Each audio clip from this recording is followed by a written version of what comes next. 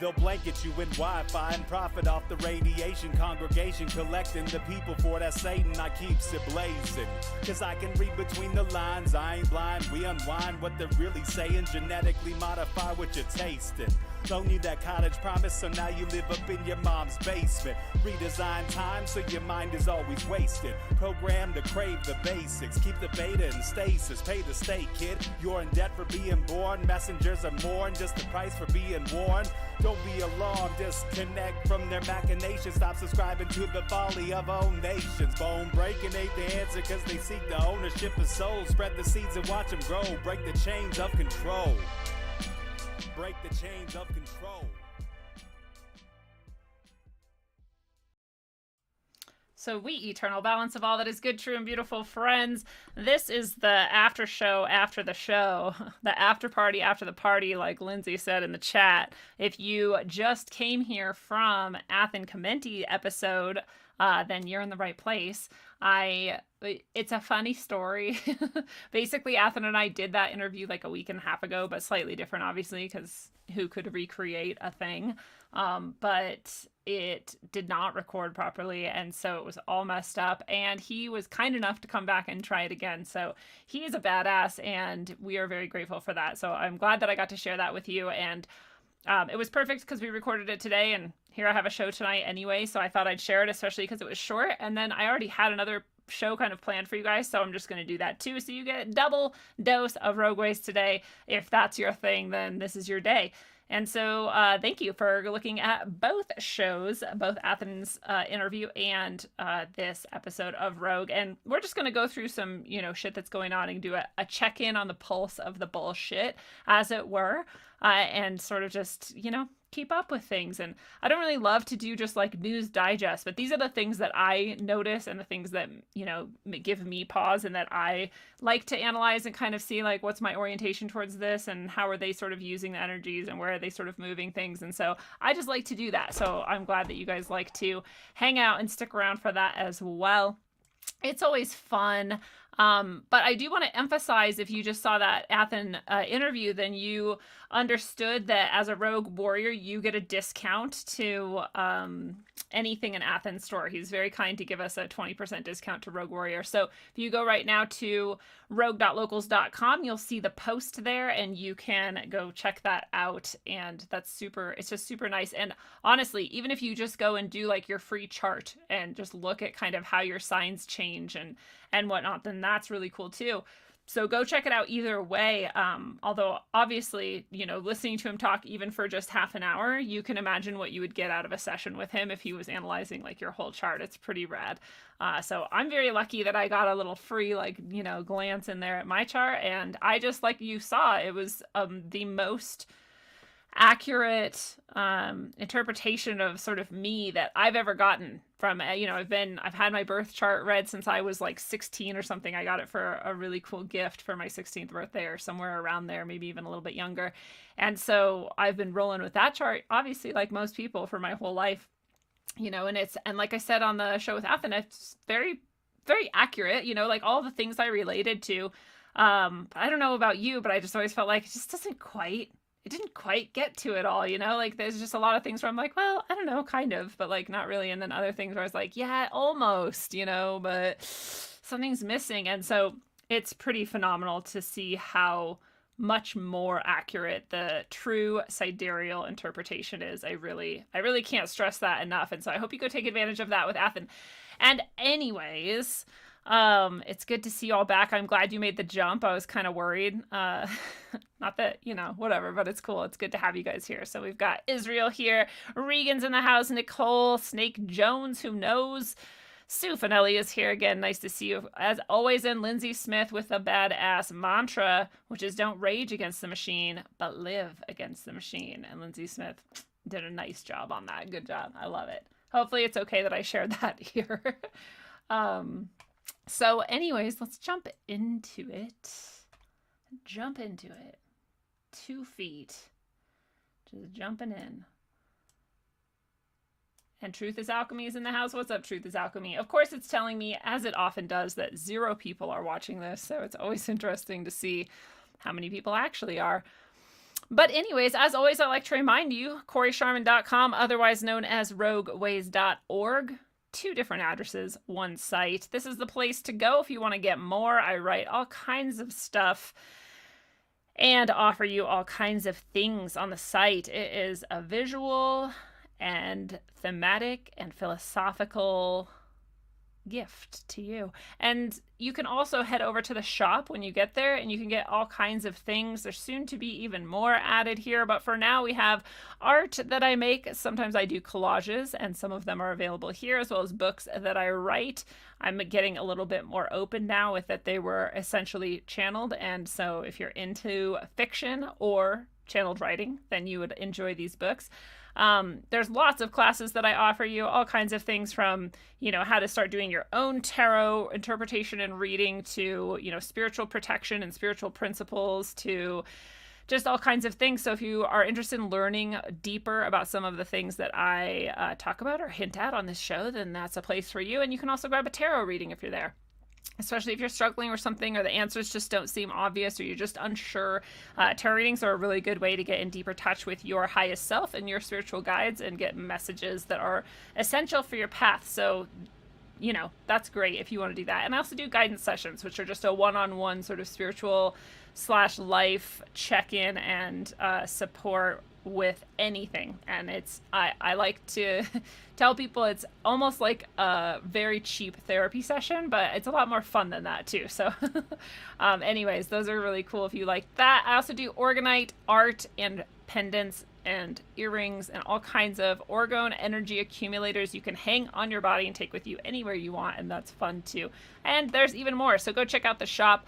Of course, as always, I want to invite you to rogue.locals.com. It is the best place to be on the internet, the best community in the world, and I am so grateful. It just gets better and better, and it'll be even better when you are there supporting the show and interacting with the community. So come join us, please. You get lots of perks. This episode with Athen was gonna be in here for only supporters, but he wanted to share it with his people too, and I thought, why hide it from the public? So, but a lot of times there are videos and content in here that are not seen anywhere else. So you are missing out if you're not in there. Go check it out.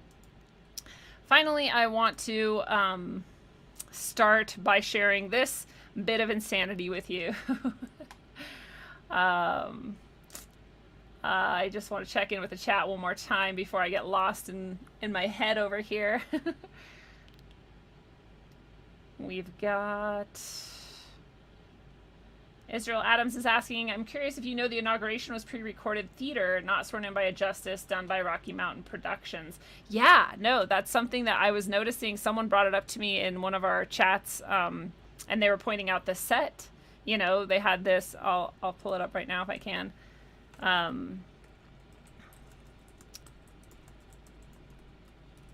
don't know if this will pull it up or not, but there was some pictures of how the Oval Office looked mighty different with Biden in it. With Trump we saw, and even with Obama here, we saw these stripes on the paneling on the wallpaper, and that was not there when Biden was allegedly sitting there. And also the background. Here we see who knows what kind of weird structures. In some pictures there was cars and trucks, and in other pictures we see just trees. And so it is very interesting to notice that. And there was a couple other things that people pointed out that made it seem like, he's not there. And of course, everyone then always has to point out, well, there are multiple White House sets, especially for, continuity of government. And if there's some sort of emergency and it needs to be carted away somewhere, but still address the nation, they want it to look similar. So that is true. It doesn't change the question of why they did it for an inaugural event or, the beginning of a presidency. So it is a very interesting point. I forget the other pieces that people were pointing out, but yes, as Israel said, there's apparently not sworn in by a justice, which is tradition and perhaps entirely produced, and one of the things people are pointing out too is that having all those troops there and not allowing anyone to be there would be a really easy way to pull off not doing it there. So, the question is why? And a lot of people instantly dismiss this because they're like, oh, that's Q bullshit. And it's like, okay, if Q is enough to make you stop thinking about something, then definitely Q did its job, right? And if Q is enough to make you think about something until you only believe in one thing and like don't even look at any other options, Q also did its job, right? If Q is a psyop. So don't let Q either make you believe something or disbelieve something. Evaluate it on its own merits. Always. We should do that with everything, right? It doesn't matter the source it comes from. We should be evaluating something by its own merits. So is there something fishy going on? Well, obviously there is. If the White House looks different that quickly and we have this many troops there, which is already bizarre, and all these other anomalies, like something fishy is going on, how do we interpret it and what does it mean? I have no idea. You know, it doesn't feel like a very legitimate presidency when supposedly it's like the most votes anyone's ever gotten, but also the most down votes on YouTube of like any government production ever. Like every video has all these down votes. So it is very, very interesting. And you know, we'll see. You know, some people are saying like Donald Trump's still going to come back, and that is possible. That is possible. Again, don't dismiss it just because you don't like Q or whatever. But also don't bet money on it or hold your breath, because it's very likely that that won't happen as well. Yeah, so I don't know. That's what I'm going to say about that for now. I love it. Lindsay Smith said, Sine Curve of Aeons, which is one of my books. Her 7-year-old looked at the book cover and said, is that an ancient god? And the answer is yes, it is. That's pretty cool. Oh, and then they continue. Do you think anyone has ever seen one? Could I see one? And the answer again is yes, you could. That's pretty badass. 7-year-olds are amazing. Children are rad. Yeah, my mouth shall speak the truth. That's another thing I was posting about a few days ago, is that Biden supposedly signed a bunch of executive orders and the whitehouse.gov site still hasn't registered any, but actually now they have, and that's one of the things we were going to cover tonight. So trying to see if I can pull that up while we're on the topic. Here we go. We'll just bring that right back here to the front. Wow, why is it so small? Oh, right, because I was screenshotting it one day. So you can see now there's 9 executive orders, right? So this was the Federal Register, and for a few days, it was up until I want to say 2 days ago, so the 22nd maybe, supposedly he had been making all these executive orders and we were hearing about them in the news, and yet they weren't showing up here on the Federal Register, which is kind of like the official now it's done sort of site, if you want to think about it that way. And it shows all of them, you know. It shows here, we can see all of Donald Trump's, 55 in 2017, 37 2018, et cetera, et cetera. All of Obama's, which was more than any president, I believe, possibly just because he had 2 terms and we're in the age of executive orders being like acceptable somehow. But whatever. So now Biden does have 9 here. And, oh, I thought we could click them. Here we go. So, revision of civil immigration enforcement policies, revocation of certain executive orders concerning federal regulation. That one should probably concern us the most. Let's see if we might want to take a look at it, or maybe we'll leave that for later if it's too much to analyze right on the spot. But protecting the federal workforce and requiring mask wearing, that's the one that's famously about requiring masks on federal property. A lot of people have said that he's mandated that everyone has to wear it for 90 days. That, I haven't seen it yet. But I'm sure they want us to think that, because again, most of these things aren't actually laws and aren't actually legal and don't actually come with fines and things that can be enforced. But because people believe they do, they just go along with it. So I'm sure they want us to think that that's happening. But protecting public health and environment, restoring science to tackle the climate crisis. And so we're already seeing these articles about like Bill Gates and is going to spray the sky with bullshit to block the sun, and all these things are back. They've been there. They just kind of died down for 4 years, it seems like, and now they're right back on like day 2, day 1. Preventing and combating discrimination on the basis of gender identity or sexual orientation. It sounds good. It might be awful, though. Who knows? Organizing and mobilizing the United States government to provide a unified and effective response to combat COVID-19 and blah, blah, blah. Ensuring a lawful and accurate enumeration and appointment pursuant to the decennial census. That's the census that just took place this year. Advancing racial equity and support for underserved communities through the federal government. So they all sound really great, and they're all the things that a lot of people who don't think too deeply and love, the left wing of things would want, right? Civil immigration, like gay and transgender rights and protection of our healthcare and, combating climate change. But often when you dig into it, what it really means is that China gets more control of us and that people have less choice in their lives. Unfortunately, that's how it tends to go. It's always under the guise of something that will help us, right? But anyway, so yes, there are many executive orders that have already been passed and recorded. Again, are they legal? Could they be undone if all of this is shown to be completely false? And yeah, totally. And maybe that would happen and be super fun. How long is this shit? Oh, it's not that long. Okay. Oh, so there's very specific orders we would have to go look at. Reducing regulation and controlling regulatory costs, enforcing the regulatory reform agenda, evaluating and improving the utility of federal advisory committees. So it's interesting. It seems like Donald Trump really was trying to cut the fat. And now Biden's like, nope, put the fat back on. I don't know. I'd have to look closer to see, but that's the quick look at the executive orders. But back to this thing that I wanted to bring up to you guys, which is in Barcelona, of course, apparently becoming ever more authoritarian as they ban talking on public transport. You can't talk anymore. I'm like, this is so ridiculous. And people are making fun of this all over the place, as they should. They were the pioneers in introducing the silence transport.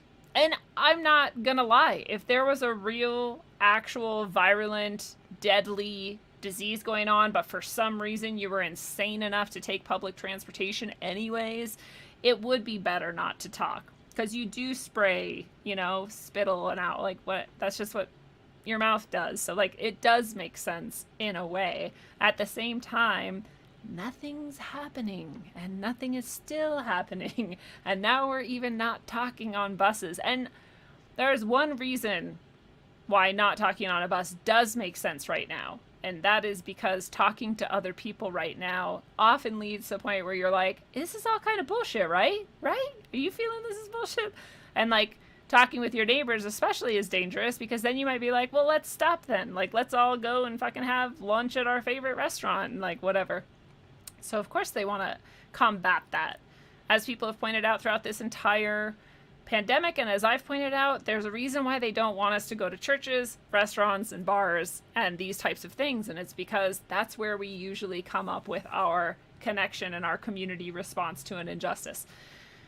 So yeah, we can't talk now apparently in Barcelona, which is just laughable. I hope everyone there just keeps talking.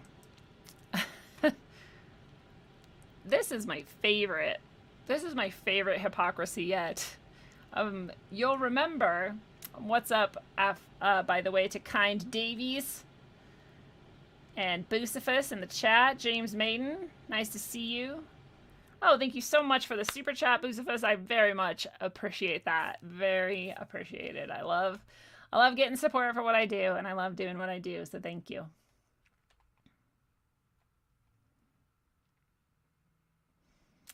Yeah, some people think March 4th. I forget why. That's like the traditional inaugural day, and we moved it to February 20th at some point. So, January 20th. So yeah, thanks for the updates, guys, about the watchers. How many watchers there are? Still saying 0 on my end, but obviously you're there. James Bain says, my worst fear is that in 40 years, people won't remember why they were wearing masks. Exactly. They hope that this settles into our behavior so deeply that it no longer eventually has anything to do with virus, I'm sure, and it's more just a sign of submission or allegiance to a certain cause or a certain side. But anyways, back to this. Amazon and Jeff Bezos do not want their workers voting by mail-in ballots on unionization. An Amazon spokesperson tells CNN the company is seeking a valid, fair, and successful election, and in person would ensure that.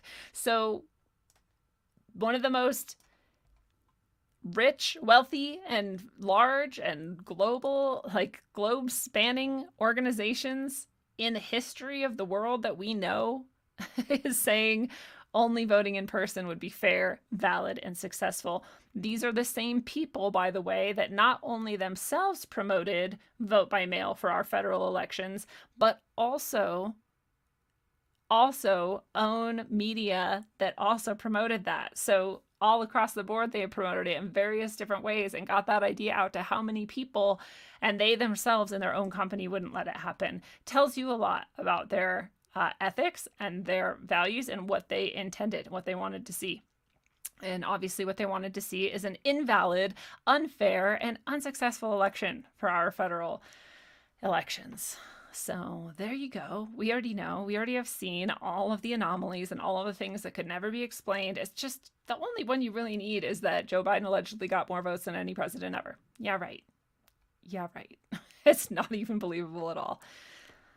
So yeah, that's pretty fucked up. Amazon's a hypocrite, of course. This is just interesting. I just wanted to show you that these people are being spotted in the Netherlands and Russia at their protests. Russia's having a lot of protests over some guy. I haven't really looked into why that guy is important to them, but he came back to Russia and got put in jail and everyone's mad. But so some of their protests are having these people, just like that guy we saw, that supposed shaman, the actor, that was at the Capitol on the 6th with his horn hat and his like whatever furs, I don't even really remember, and his like shirtless self and whatever. And yeah, that guy. They're dressing just like him or very similar to him. I will, of course, point out, hey, this is two different people dressing similar to him in two different places. But I will point out that like that archetype is an archetype, and so it really could just be a coincidence. But it is interesting. We did see on a previous episode of Rogue that drawing from who knows when. It looked ancient. It looked like the burning of Rome or whatever was the title of it. And it showed the exact same archetype guy in the battle scene. He had the horns on his head and whatever. And it's in this old, at least old looking, probably old piece of art. And then the other strange thing was the guy carrying the podium, you know, the column, and there was someone in the image with that too. And those are basically the two most memorable images of that event on the 6th. So it was interesting to see them probably recycled and replayed from that original archetypal artwork, you know, both about the burning or the sacking of a supposedly great empire. So interesting now to see that in Netherlands and Russia as well. And I don't know, just my immediate thought is that the only place we haven't seen it is China, out of our big empires in the world. And so I imagine this might have something to do with signaling that these are the countries that are going to take the sort of hit while they cause China to become the one world model, which we already kind of assumed it would be, right? It's the best model for a completely authoritarian takeover. So that's my thoughts on that. Just wanted to show you guys that guy popping up around the world. Thank you, Vanguard of Truth. I appreciate that a lot.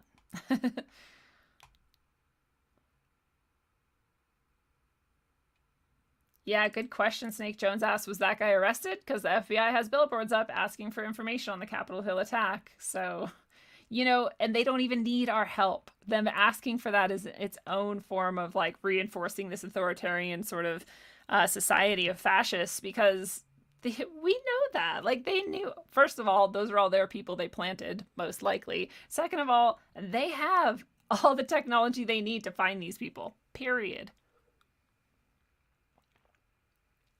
It's pretty ridiculous. It's pretty ridiculous to pretend like they need our help, but they love it when we snitch on each other. So of course they're asking for that. I wanted to give you a quick Robocalypse update as well. You know, Robogeddon, as I also call it sometimes. And I just wanted to show you that if you didn't already know, I know there's a lot of people who really love technology in all sorts of ways.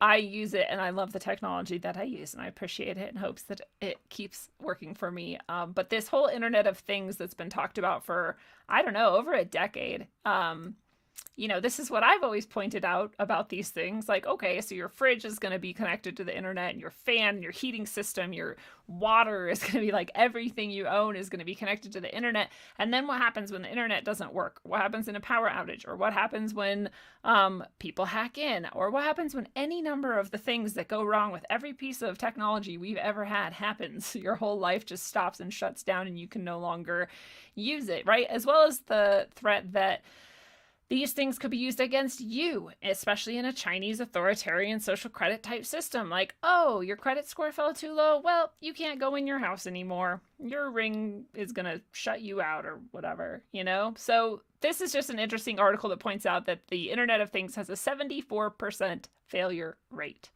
That's more failure than most of the tech I have that malfunctions even. So that's pretty bad. And so it's just a reminder, if you didn't already know, that the Robocalypse and Robogeddon are not things we should invite, and we probably shouldn't be wiring our entire house to the internet.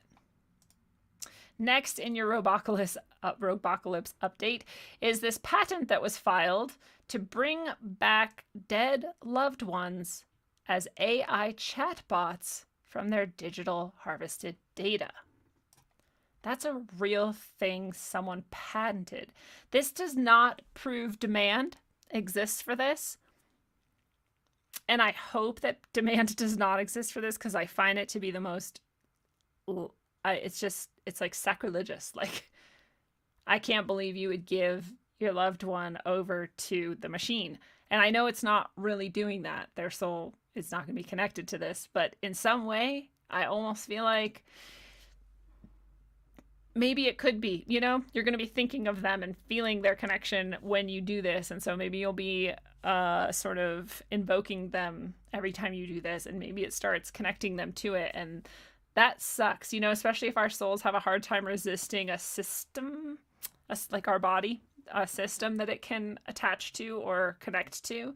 Especially if that is any kind of a draw for our soul, then I would never want to give it this to connect to. Just like I would never upload my consciousness or anything like that. So that's disturbing to me. There was a Black Mirror episode about it. I don't think I watched that one. Maybe I did. All the Black Mirror episodes are very disconcerting. And maybe for a good reason. Maybe it'll help us be like, oh yeah, we don't want to do that, actually. But this is just December 1st, 2020 that this patent was, registered, and so it's pretty recent. So expect to see this, and hopefully, like I said, there's not demand. Hopefully there's people who are just like, no, fuck that, like what the fuck. But I think a lot of people are scared enough of death and disconnected enough from death that they probably will do this. And it's really sad, because just like our recent episode with many people, honestly, but especially with Dr. Mary Helen Hensley, and just remembering that, like, you don't end when you die. No one does. And you can always connect with anyone, no matter what level of incarnation they're at, and you don't have to have a computer to help you do that. So just like everything, it's like everything. We don't need a computer to do any of this shit. I could be probably projecting into all of your guys' minds if you wanted me to, like, and if we were all practiced at that, but like we rely on this shit. And so we lose those skills, and it'll just probably be one more skill we use, is connecting to our loved ones who have passed, because we'll look at them here in the Black Mirror instead. It's pretty fucked up. I don't like it at all, obviously. So gross. Further, in the Robocalypse, Robogeddon news, there are more and more robots replacing humans in various jobs. And so the robots making food, or robots running a kitchen thing, has been a couple of years also in our programming. Various articles and things will come out and be like, oh, this kitchen is 100% robot. And you're like, oh, there was that also, not Twin Peaks. Sasha's got me on Twin Peaks, and I can't think of X-Files episode where they, had a big problem at a restaurant that was fully automated, which is a fun way to think of how bad it could go too. But either way, for no reason at all, we're just getting rid of even more jobs. And I don't know, it could be that I'm completely wrong, and that the like electronic future is bright and glorious, and none of us will have to work, and robots will do anything, and we'll still have a high standard of living and freedom, and that would be glorious. I would not be opposed to that, and I would not call that a Robogeddon. I just don't trust us to pull that off very much.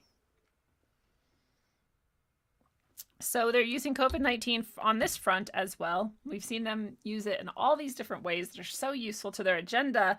And here we are using it for the acceleration of adding robots to kitchens and removing humans from them, therefore removing pathogens, allegedly, and keeping people safe from getting sick. So I'm sure people are going to like it. People really like not getting sick, and people are obsessed with COVID, and people love to blindly rush forth into technological dystopia. So that's another little blip on the Robogeddon radar that we'll just keep in mind. And then we'll move on to some COVID stuff specifically. What's up, DS in the chat? Linza E. Rex Colt. I want to believe too, Rex.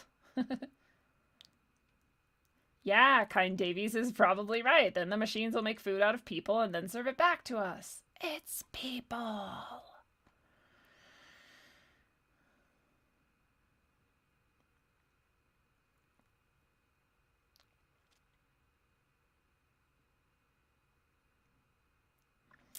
Yes, I am in absolute agreement with you, Kind Davies, when you say that clones are not the same people that their DNA comes from. I absolutely agree. I did like a, what do you call it? Distance viewing thing?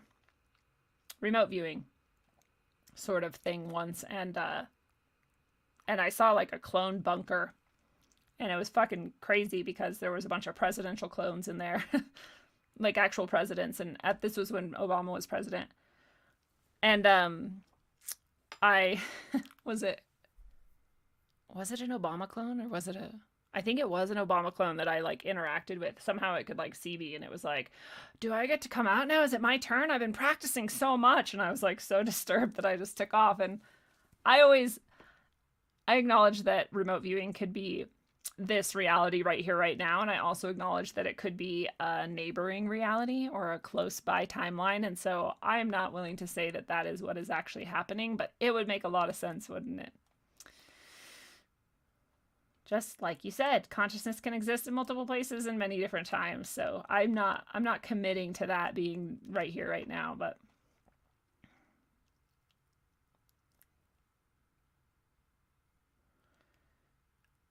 yeah. And hopefully I didn't miss a lot. Hopefully, I don't know. Sometimes it's hard for me to see all the chats, but I really like to try. Ooh, good point, DS. DS's theory is that the reason they've stopped learning cursive in school, we don't teach cursive anymore, and it's pretty recent, it's within the last decade or so, is because AI can't read it. That is such a great, great point. I don't know if I've heard it before, but hearing it again at least, or hearing it for the first time, I really feel like you're right. I really, really feel like that's true. Jenny B is in the house. What's up, Jenny B? Yeah, so there's more reason for all of us to do cursive. I've been trying, when I'm writing letters to each other, because if I'm doing notes, it's like too slow, but if I'm writing letters or something like that, I've been making myself do cursive. It's hard. Like, if you got out of the habit, go try it. It's not easy anymore. But the longer you do it, the more it comes back, obviously. So back to COVID, things are becoming real dumb real fast. I mean, they were real dumb already, right? And we can be happy in a way because Chicago Mayor Lori Lightfoot, that creature from the abyss, and New York Governor Andrew Cuomo, her consort from the abyss, now are back backing the quick opening of the economy. So they're saying we got to open up as quick as possible. And I really think it might even be that they started saying this on the 19th or 20th. It was like, they're like, all right, it's happening. We fooled everyone. We fucking stole the election. Now let's start getting shit back together, because it's so obvious. It's so obvious to anyone paying attention that if if you're looking at this in even any kind of a surface way and you're just taking what they're telling you, you're not looking deeper behind like the full game of the global scale. Anyway, it's pretty obvious that this was political sabotage and that the COVID-19 thing was just used to crash the economy, make Trump look bad, and do all this authoritarian bullshit. So now that they have their guy in who will just do authoritarian bullshit and destroy the economy at the behest of any interested party, such as the military-industrial complex or anyone else, the highest bidder, basically. Now it's time to go back, right? We don't need to ruin it anymore. So let's open it up. Did COVID end that day? Was just suddenly just everything was better? I mean, they're not saying that, but they are saying that we should open back up. And they're saying like, oh, it's just too hard on the economy, and there's like people whose businesses are going to end. You're like, what? We've been saying that the whole time. God damn it, you fucks. Like, we've been saying that the whole time. And they're not this stupid. They're just doing what they're told. They're just going along with the agenda. And it's so obvious that I can't understand how there's people who can't see it, but they exist. So that's happening maddeningly. But again, we can be happy that the economy will open up again, right? It just fucking sucks that it's so transparently one-sided and fucking contrived. So fuck that bullshit. Again, in a really, really ridiculous, the whole time they're like, it's Trump's fault that people are dying. He did a bad job. Trump is bad. And you're like, holy crap, you're stupid. Like, a president is somehow in charge of who gets a disease or not. It's not even happening. But if it were, like, that's what you think, is that it's him, and like, what, nobody can point to like a specific thing he even did. They're just like, he's bad.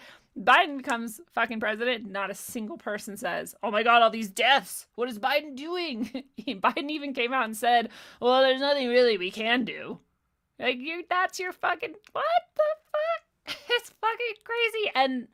And his supporters don't even care. They don't even care. If you tell them, you can show them the clip of him being like, there's just not anything we can do. He literally said that on camera, to a camera. And nobody fucking cares. They're just like, that's fine, yeah, there's nothing we can do. I'm like, you just like don't have any cognitive dissonance around that complete reversal of your supposed stance in a moment. It's crazy. Okay, so now the CDC is admitting that it fumbled key decisions on COVID. They said it was because of the Trump administration meddling, but it's actually just marred by actions or inactions of career scientists and frontline staff. Reuters is reporting on this. This is like central agenda reporting here, and they're saying it. So like as soon as Trump's gone, they're willing to be like, yeah, this was all fucked up. Actually, we should just open up, and who cares about COVID? There's nothing we can do. I'm like, you guys are the worst.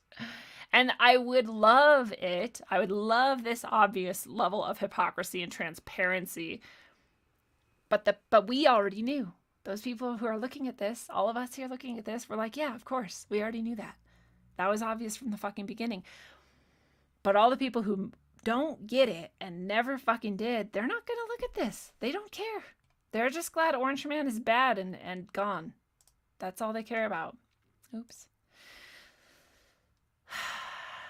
And in the probably most frustrating move, the PCR test, I think made famous by Andrew Kaufman. I mean, during this pandemic, obviously it was created by and made famous like previously by the person who made it. But like in this pandemic, the person who I think popularized the understanding of the PCR test and got us all to understand on this show, on James True's show, he even went on London Real, like, Kaufman really was the one who brought it to the attention of the thinking world that the PCR test was not meant to be used for diagnosis, and that it couldn't be used effectively for that, especially in the way they were using it, which was by cycling it so many times, whatever. Eventually, now they're saying, oh, you know what? We've been doing this wrong for like more than a year, even though massive amounts of people have been pointing it out to us and we've been denying it. Yeah, we've been using the PCR test wrong. And by the way, we're not going to use it that way anymore. Not only are you going to do way less cycles, which is automatically going to reduce the number of positive test results. Automatically, no matter what you were testing for, that would be true. You're also, even if you got a PCR positive result, not going to count it as COVID any longer. unless you also combine it with these other things like clinical presentation. Remember, previously you didn't have to have any symptoms of COVID. You just get a test and it says yes, so you have it. Now it's like, no, you actually have to be sick. You actually have to have symptoms, right? That should have been how it was all along, but it wasn't. Now you have to take a new specimen. You have to test it again. You have to get 2 positives in a row. And all these other things. So what's going to happen to the test numbers, right? Simple math. They will be way down. Simple logic, simple analysis should go way down. We're going to have far less results also. All of a sudden, COVID is going to look like it just went away. And all the retards in the world are going to clap their fucking fins together and like balk, and they're still going to wear their stupid fucking masks. Oh, they're not going to let them take the masks off. But all of a sudden, they'll be able to feel better, and the economy will be able to open again. Masked, because we'll have to wear masks forever, apparently. I bet you. We'll see. I have high hopes that people will be like, well, fuck this mask, this dirty fucking diaper. The other day, I saw a man at a bus stop with this blue cloth over his face. It wasn't even like a mask. It was like he tied a fucking sock around his face or something. And clearly he wore this all day, every day, because there was brown. I am not fucking with you. There was a brown fucking circle around his mouth hole. How do you put a filthy fucking face diaper on your fucking face when it is brown from your exhalation and inhalation? It's filthy. You're breathing that in. How do you do that to yourself? That's just, and that was a strong visual because this person clearly wore the same mask every day and never washed it. Other people don't see it, and so they don't know. You're still breathing in that filth. You're still wearing a fucking filthy face diaper on your breathing hole. You're just not seeing it. That guy can see it. I can see it. It was disgusting. I felt really sad for him. Clearly, no one is helping him understand how to take care of himself, and clearly he doesn't care. It's super sad. Anyway, masks will probably stay. That's my guess. But we're going to suddenly pretend like COVID is gone. So again, maybe we can take like a silver lining from that and just be glad that we can be done with that bullshit. But all the shit that was fucking just railroaded into fucking straight up technocracy and authoritarianism, that's not going anywhere. This is the actual document where they explain how they're going to test now. It's whatever. You can go find it. Do we want to watch this whole thing? It's 7 minutes. I don't want to get a copyright strike, but I do want to just play at least the beginning of this. It's also another London Real episode, a clip from that, and it's pretty interesting. So let's just watch a second.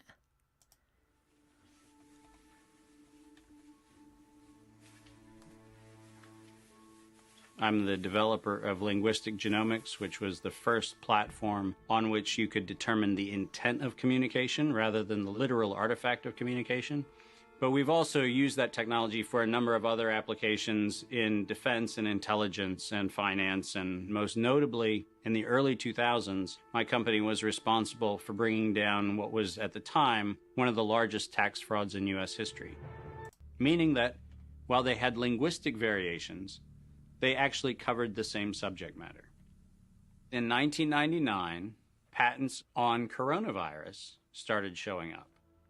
And thus began the rabbit trail. March 2000.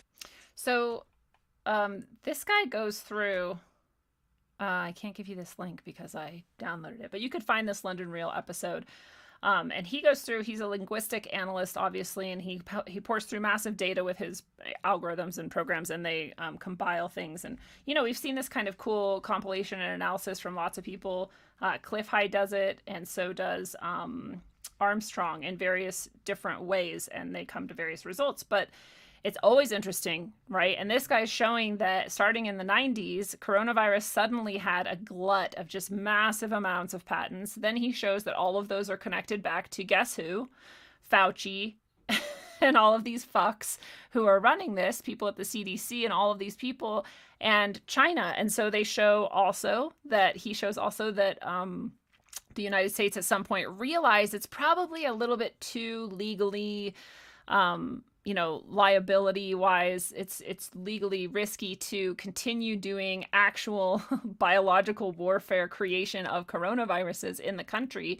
They didn't want it to all get connected back, probably, right? And so they outsourced it to China, to where? Wuhan. And we already knew that Wuhan received a bunch of United States funding. So we already knew there was that connection there. But now it makes a lot more sense why. And now it came back and it got used in this way. And all these people made all of this money. And it's not just the money, right? He's showing really clearly how you can watch this analysis take place over decades and see how it all starts to connect and where it ended up, which is here now. But it's not just money, obviously, right? They took over the whole entire fucking world over a cold that they created in a lab and that they already owned the patents for, and that they already own the patents for all the tests, and they already own the patents for all of the, you know, the ways they wanted to treat people, and all of the virus, or all of the fucking vaccines and all the shit. They already had all the patents to that. You know, we say like, oh, wow, how did they come out with this vaccine so quick? It was because they tried so hard. It's like, no, it's because they planned it. It's because they already knew. They cashed in and they took over. So it's a super good little clip. Again, I don't want to play too much because I don't like getting copyright strikes, but go check it out. London Real episode. Super interesting.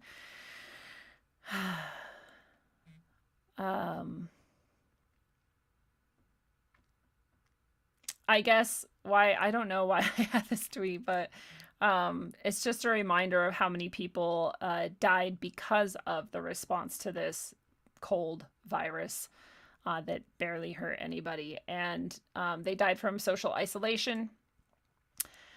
They died from deep social splits and disconnection from their communities of support. They died from committing suicide. They died from drug overdoses. They died from continuous exposure to abuse that they couldn't escape because they weren't allowed to leave their houses. And they died from losing their livelihoods because of the economic shutdown. So I don't know why they're calling this the first anniversary. But I think there was something else that I wanted to show in this.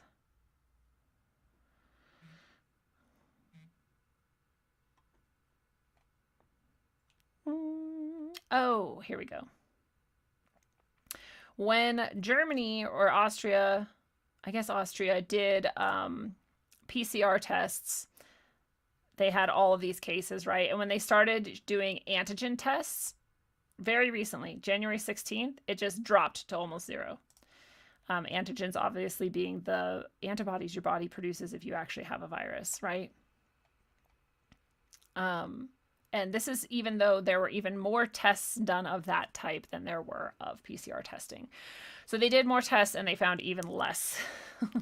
So it's just another example of how obvious it is that this is all bullshit. And if there's still people who don't get it, I feel very sorry for them.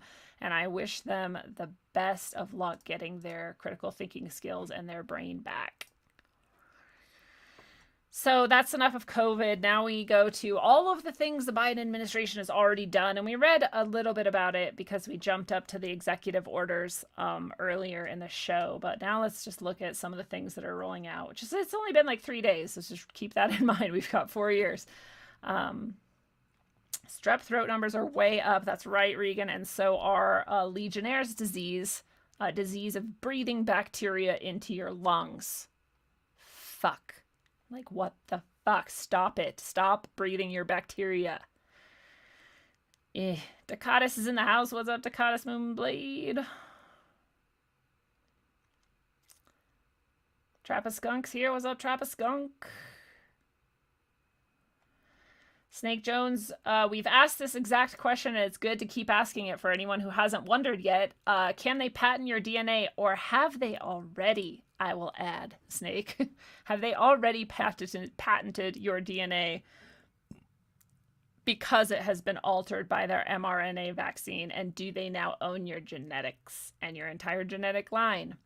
Legally, that would stand as far as I can tell. Not, you know, in universal law or natural law, but in our twisted legal system, legalese, it would.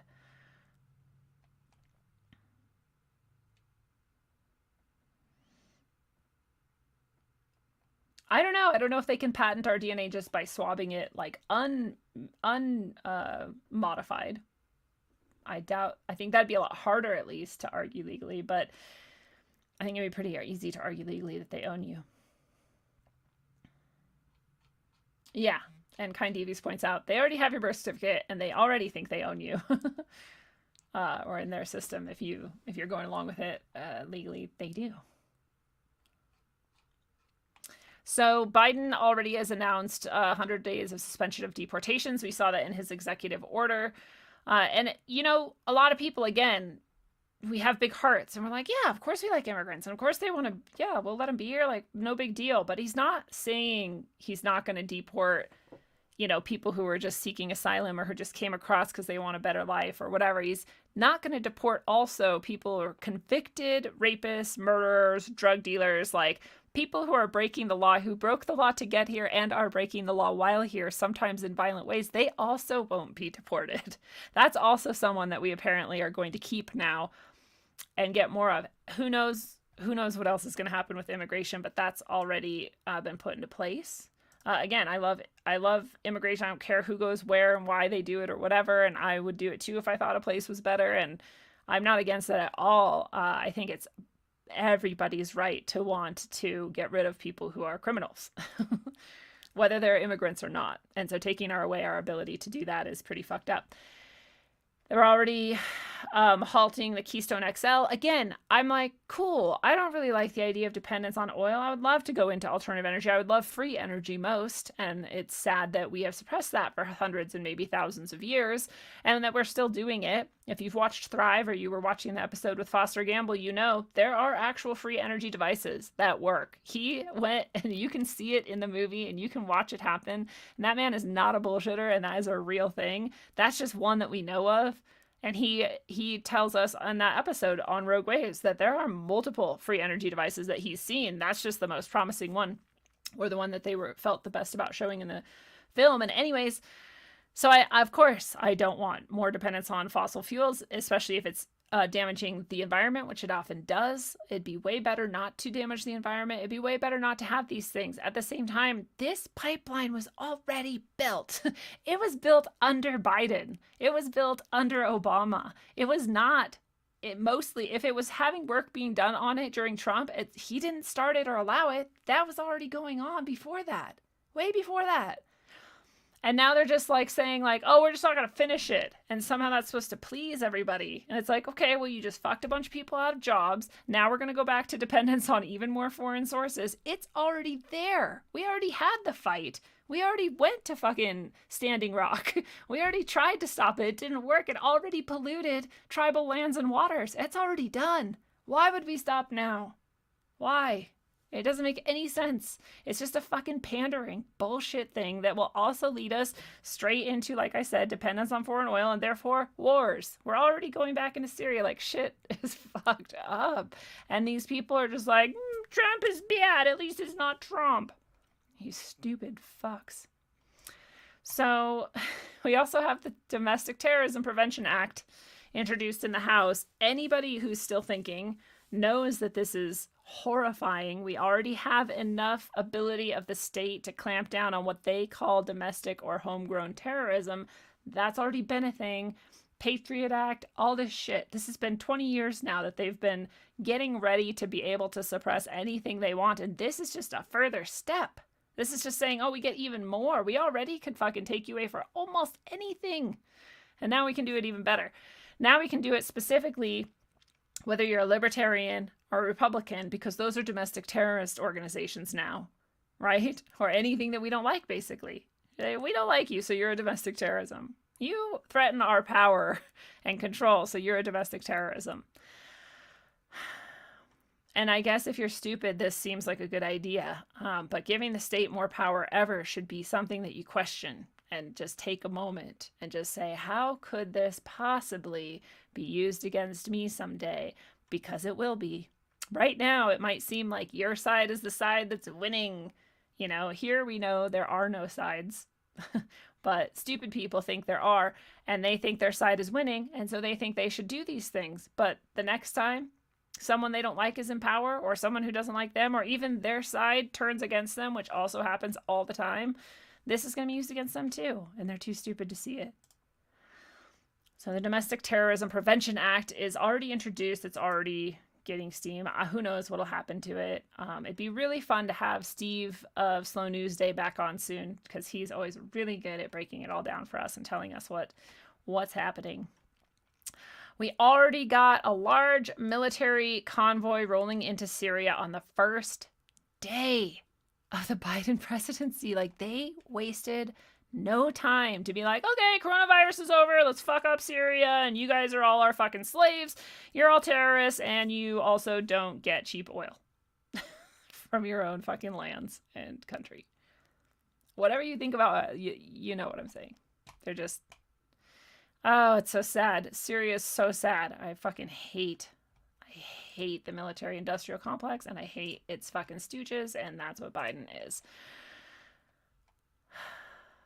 Also in news about this administration, as we've already seen and will continue to see for 4 years, all mainstream media sources will not criticize these fucking demons. And in fact, they will censor themselves. They will even go back and update old articles that might make them look bad. That's literally 1984. That is literally what the memory hole is. If you've ever read the book, that is literally Winston's job, is to take old things that make the party look bad and change it into something that makes it look good. This is fucking crazy. And all these motherfuckers, of course it has to be on Not the Bee so people know it's not satire. This is really actually what happened. And she laughed about inmates begging for food and water. Whatever. I don't actually even really care, right? The joke was like stupid and not funny, and she laughed at it. And I don't know if she was laughing at inmates begging for food and water, or if she was just laughing because she's a cackling psycho fucking demon whore, and that's just what she does. You know, and I don't even care. Why would you delete that? It's not even that bad. So if they would go back and remove her laughing at a possibly inappropriate joke, what else would they fucking remove? You know? This is fucking crazy. And people are just clapping. They're like, I ain't dare. I didn't even fucking think. See, this is why I do this show, because it helps me get it all out. You guys all get it. It makes me feel better.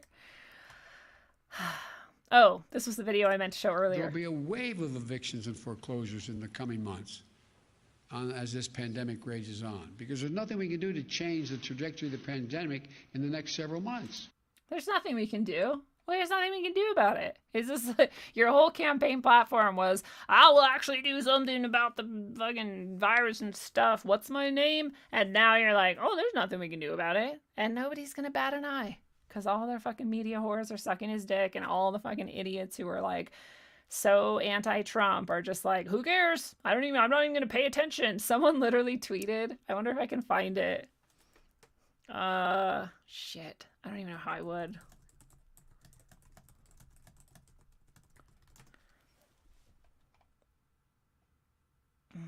No. There's some idiot tweeted like,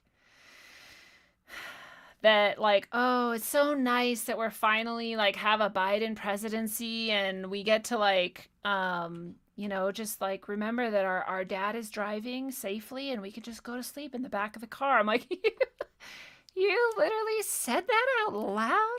That's what we make fun of. You're not supposed to claim it. Like, we mock this about you people who think that because your guy won, you get to just stop paying attention to what's going on. And that's what you fucking do. And that's what you did with Obama. And that's how all this crazy ass shit got passed. And people fucking cheered the whole time. And it's starting all over again. They're literally claiming it. They're like, oh, we're going to go to bed in the back of the car now.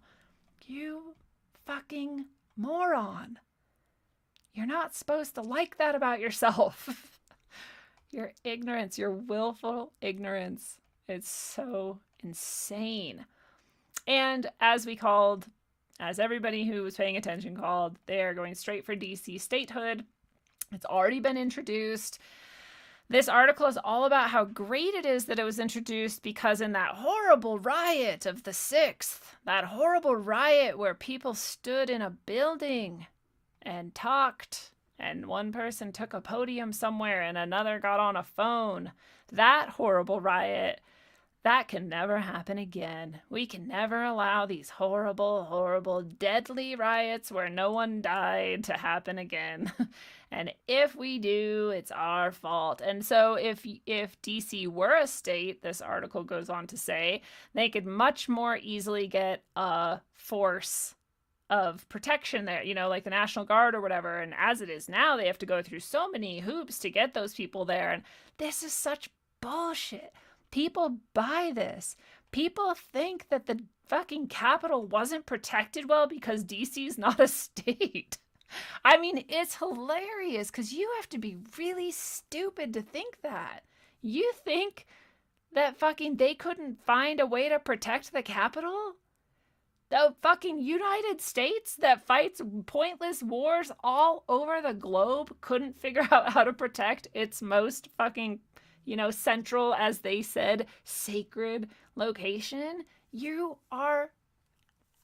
without help, no one can help you if you think that. There is no way to get you back to the point where you can fucking logic again. So that's their argument. So we see further why they had to make that stage, you know, pull that stagecraft off and try to make it seem like a riot, even though it never looked like one from any angle, from anyone who can actually just think and look. But they pulled it off, making it look like one anyway, through their trickery, and now they're using it for so many things, including this, the domestic terrorism bill, and this, making DC a state. What's the real reason they want DC to be a state? Well, because then they get 2 more Democratic senators in their fucking halls of whatever.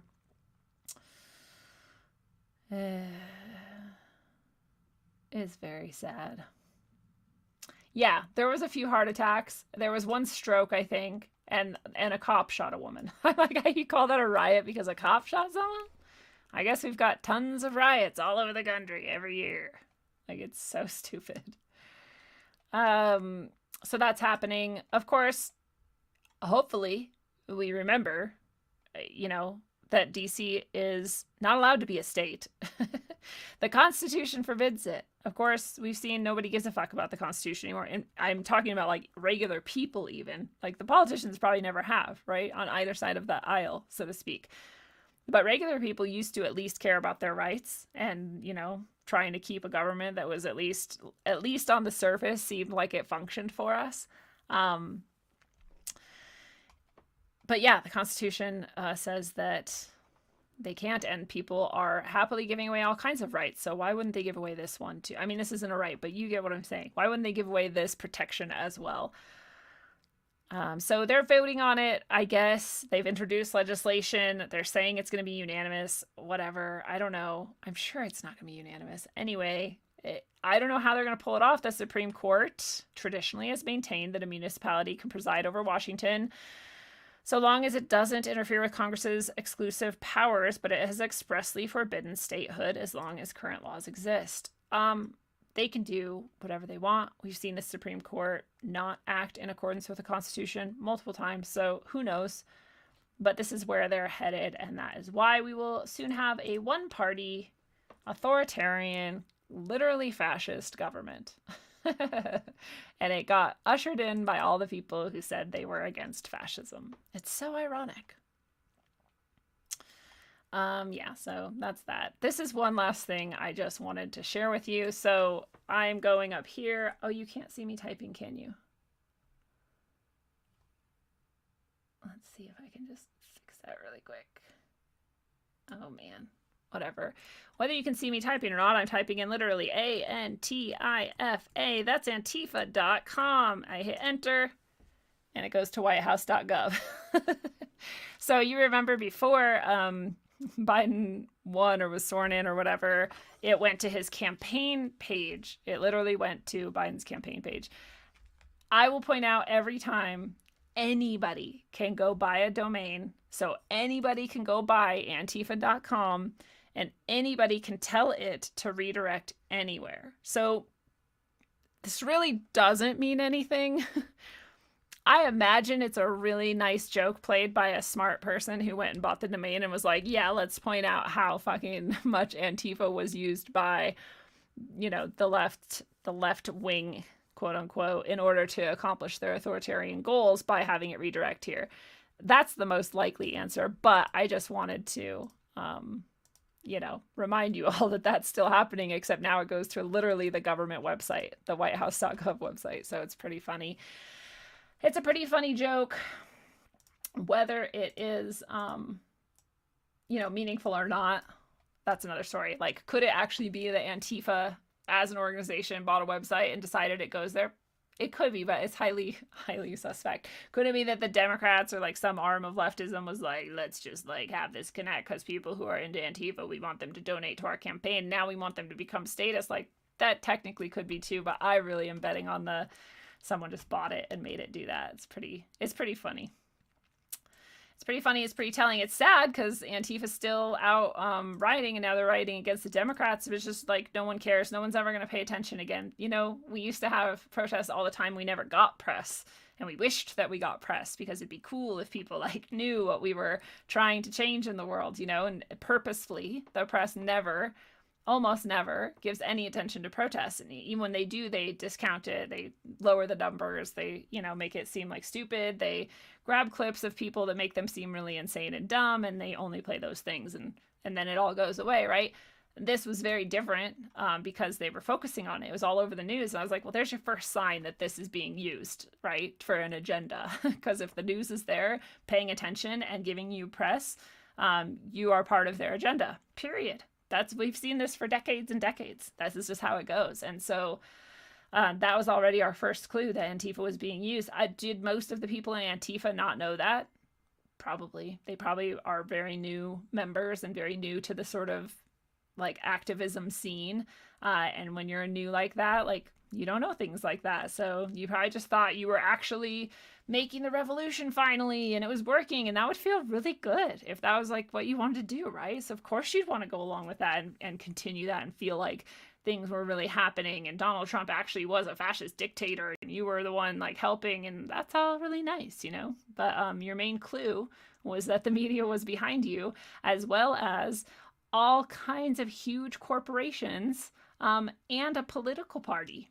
That's your clue that like this is not actually what you're doing, and you're not going to overthrow anything. You're being used. So we can all take a lesson from that. If we didn't already, we can have a little compassion for Antifa. There was a lot of them that were, as always is true, plants and, agents of the state. And then there was a lot of them that were very genuine, and they're the ones who are still out there fighting in Portland against the Democratic Party that fucked them over and will continue to fuck them over. It's funny because you saw it coming a mile away if you could think straight.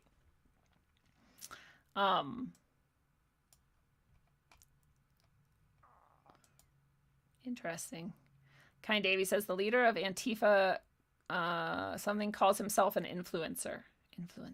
Just like people on like Instagram and shit, TikTok or whatever. They're like influencers. Content creators. Trap a skunk. I used to be one of those dumb puppets too. Don't feel bad. We all have a path we're taking, right? Like, I used to be right in there with Antifa. I was a revolutionary communist, and I was going to change the world, and I had very good intentions. And I felt very good about it for a while. But yes, we're here now, right? So don't focus on like how bad you feel that you were in that trap. Just focus on the fact that you got out of it. That's fucking awesome. Like, literally, most people never do. Those people who are out there like fighting for this whole year and like with their fucking trash can shields and their like sticks and stuff, like they're most likely so committed to that, and it would feel so bad to admit that not only were you wrong, you were played for a fucking fool, and you were a tool in the mainstream fascist political takeover. Like, you're never gonna be able to admit that to yourself. I hope they are. I know some of them will, but a lot of people won't, because it'll fucking suck too bad to admit that about yourself. But you and I and other people out there, we saw that eventually, and we're like, oh, fuck, like, I have to stop doing this. This is not actually right at all. I was really dumb. And that's rad. It's awesome when you can admit your mistakes and move on and grow. Hopefully we all can do that all the time. Yes, just coincidentally, synchronistically, I just read Dakata's Moonblade saying we need to be truthful to be happy. And that is exactly the same point, right? We have to be honest with ourselves about where we are. And that's the only way we can move forward. That's the best way to move forward, is being honest about where you are. Yeah. Oh, God. I did not need this visual. Jaybird, what's up if I didn't say hi to you so already? Jaybird says, as a smoker, I show and tell people to watch the smoke and smoke under the mask. It rolls out and around the sides. How is this helping people be safe?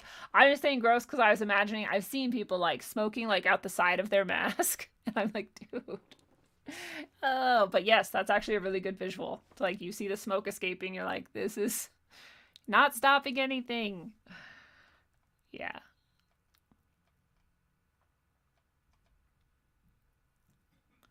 Interesting.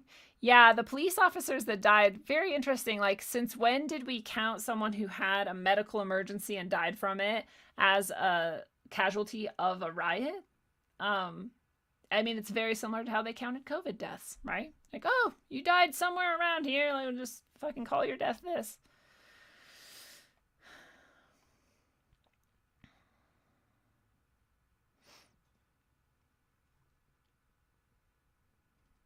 Yeah, we made it out. We made it out of the trap. Here we are, thinking clearly, laughing at hypocrisy, and wishing to God that people would wake up.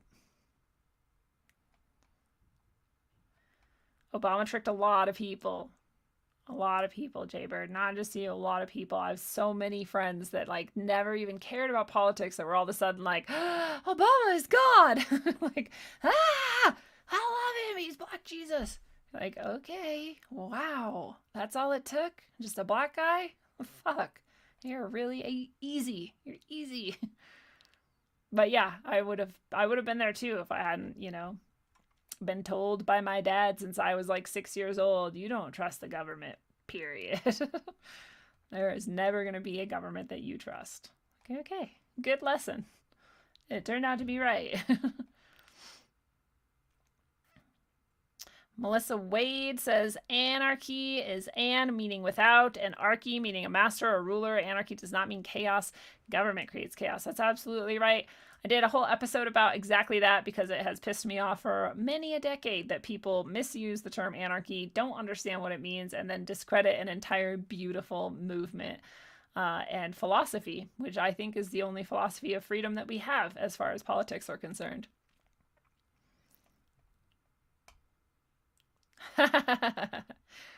Snake Jones just got a 30-day suspension on Facebook for a comment in which he claimed that nobody died at that one school where they claimed many children died, which is awesome. I'm sorry that you got banned. They banned me for literally nothing for 30 days, if it makes you feel better. Like, literally, absolutely, literally, actually nothing. They never gave me a reason. They're just like, oh, by the way, you can't come back for 30 days. I was like, fuck you.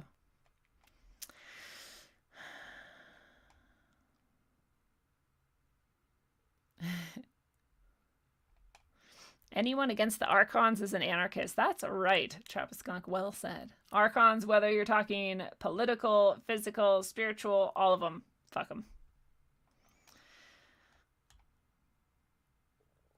Government means govern, control, and ment, mind. Control your mind. Ooh, wow, look at us. We're not governed. Our minds are free. We're already anarchists here. Yeah, and hello to Sergio Boners to Bone. Welcome and glad to see you here. So I guess I will draw things to a close. I am excited about the shows that we have coming up. We have Catherine O'Shea returning this Tuesday to do some more animal communication, pet communication, soul communication for us.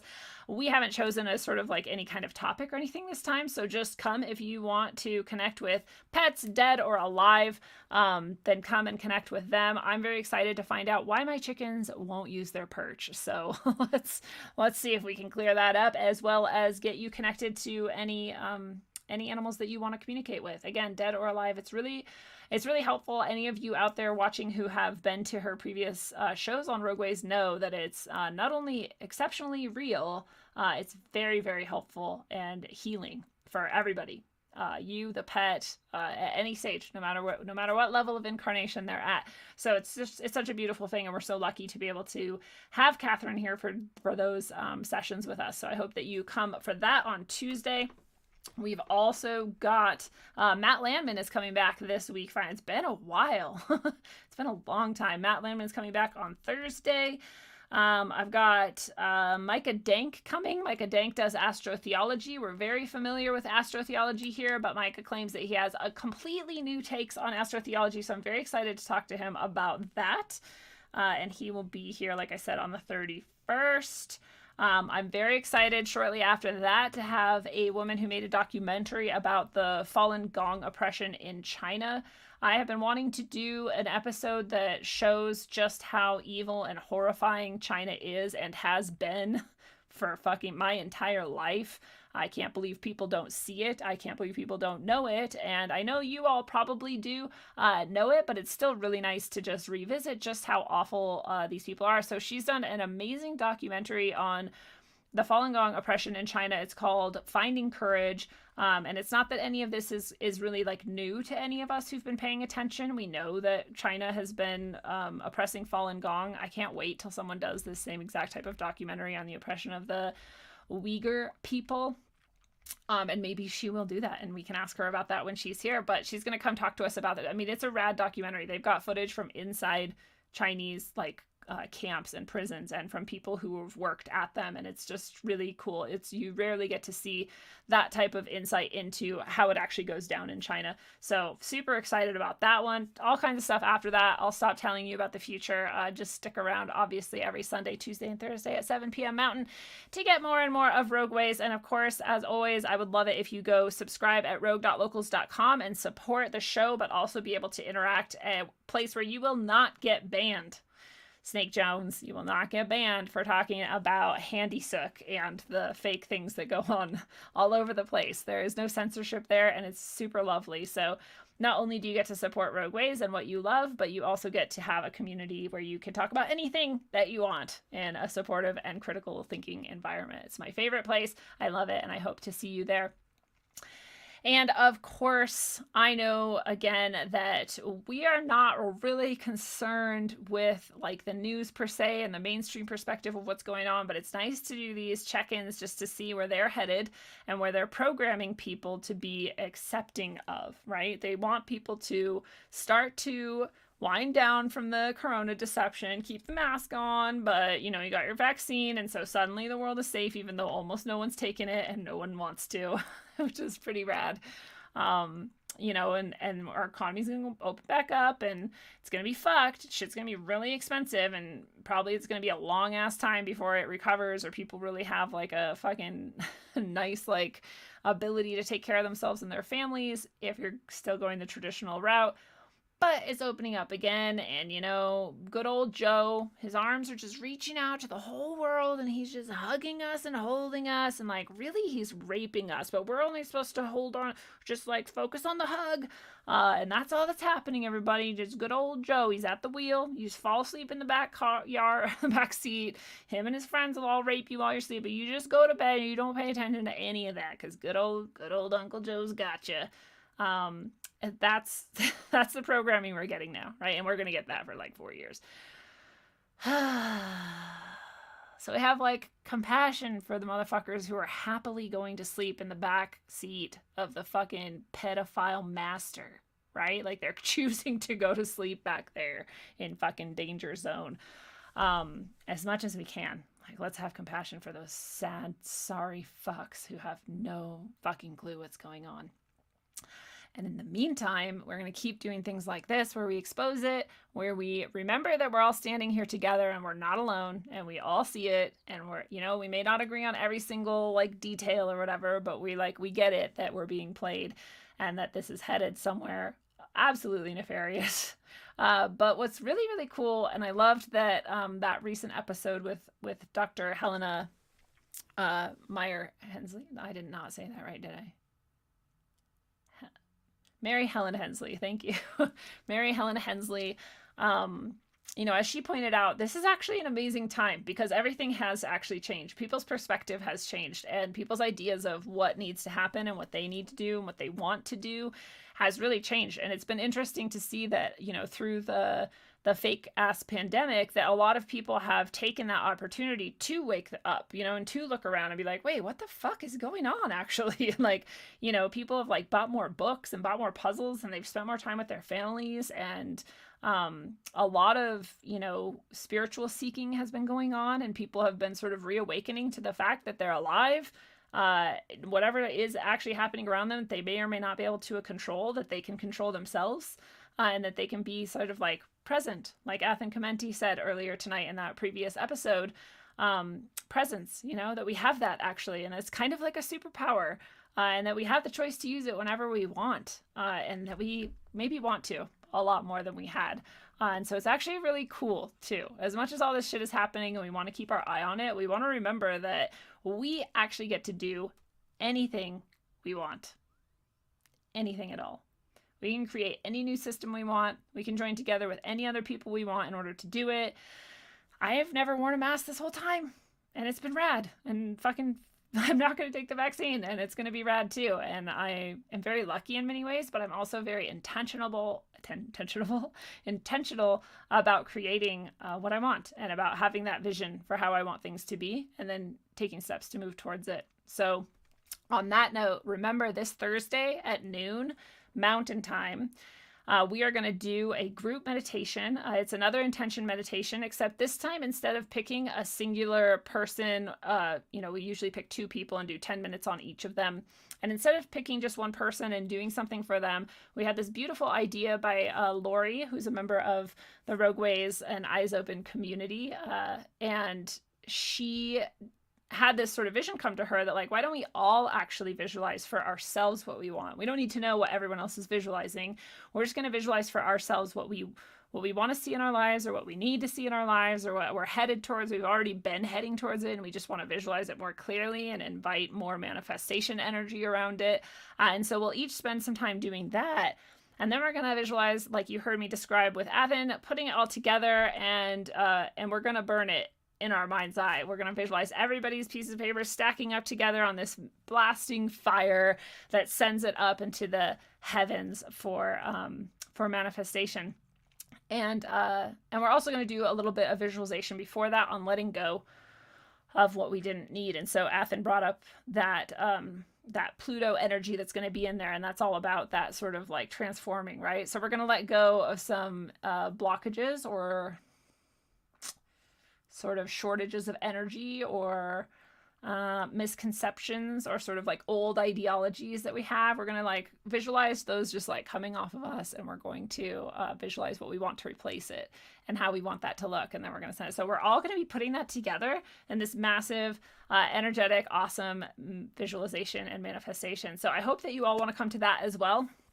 I don't have a good way of like scheduling that or inviting people, so people just show up to it.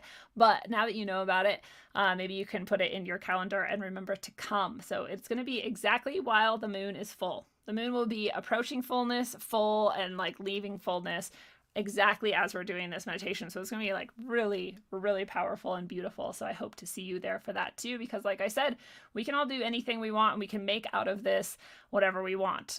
Crisis really is an opportunity, and we didn't fall asleep during it in the backseat of a pedophile's car. So we get to decide what's happening, right? We're still awake. So let's do that all together. And until you manifest exactly the world that you want to see, and exactly the energy that you want to enjoy that world with, and all of the people that you want to enjoy it with, exactly as you want to enjoy it, travel well, aim for balance, and always look inside first. Mwah.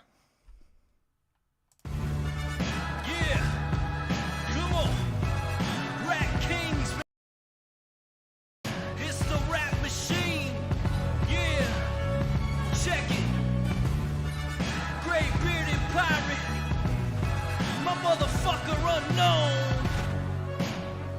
Yeah, come on. In the place with my fist up, meaning I resist the bullshit that they feed us and lead us. This is just a part of the process, man. Just Just watch this, cause this shit's about to get crazy like a mosh pit. We lost it, toss it, let's start it again. Cause now with technology, with smarter men and women, this is the beginning, not the end. If this is the message of hope that I send, look on your TV, it's a culture of death. They'll keep on lying to the very last breath. We keep on striving and spreading the truth. It's hard to survive in this world for the youth. The door is closed, the old world is dead. Let's have an age of understanding instead. I'll include you and you include me. Let's see what we can build with some positivity. Let's go, you're moving too slow. Let me see your hands if you know what I know. Come on.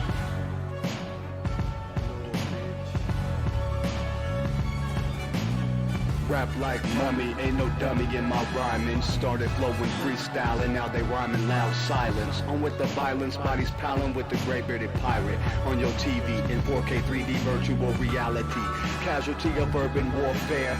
I know but I'm not scared, just prepared and aware. Shining my light through the tunnel of hope. Into the rope, but I'ma give it one more pull. Till the family is full. Take the bull by the horns and lead it to the slaughter. That would be harder and you would be softer. Sometimes I'm a monster and you forever imposter. Which is champagne and lobster. This royalty, the way it was supposed to be. Hopefully the new door opens and the old one closes. With way more focus and growth to mold us. And the truth that they should have told us.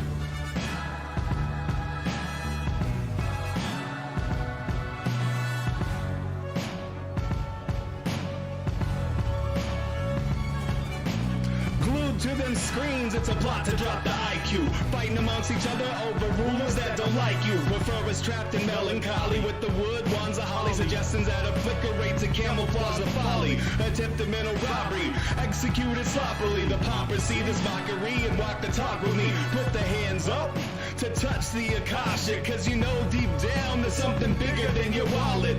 Everyone got a gift, everyone got a light. They want you to forget that ish, cause they can't dim the bright. The positive vibration takes you past the sign shackles. From the sewers and the alleys in the moving castles. Who these assholes really serving with an exposed Achilles surgeon around the corner lurking to prove ascension trumps perversion. Learn them to catch fish and unplug the signal. Show them the simpletons now build the fucking temples.